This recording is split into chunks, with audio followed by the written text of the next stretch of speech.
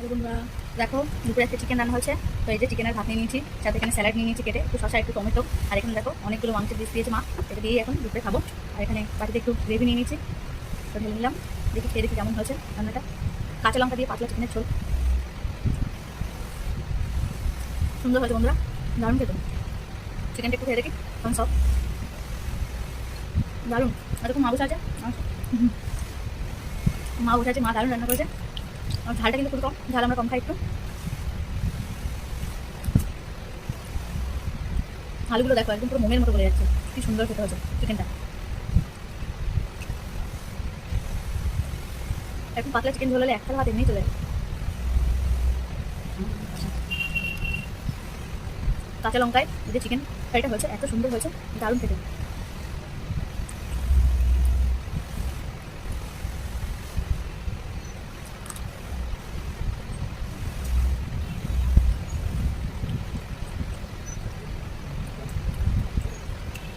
দেখো এটা কিন্তু চিকেনটা রান্নার স্কিন সহ, এটা কিন্তু বেশি ভালো লাগে খেতে আমার।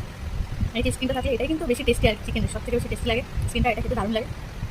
আমি কিন্তু রীতিমতো চেষ্টা করছি তোমার সামনে রোজ ভিডিও দেওয়ার। তোমরা কিন্তু পাশে থাকো, লাইক করো, কমেন্ট করো এবং ভিডিওটা ভালো লাগে অবশ্যই শেয়ার করবে। আর যারা আমার চ্যানেল নতুন আছো তারা অবশ্যই চ্যানেলকে সাবস্ক্রাইব করবে।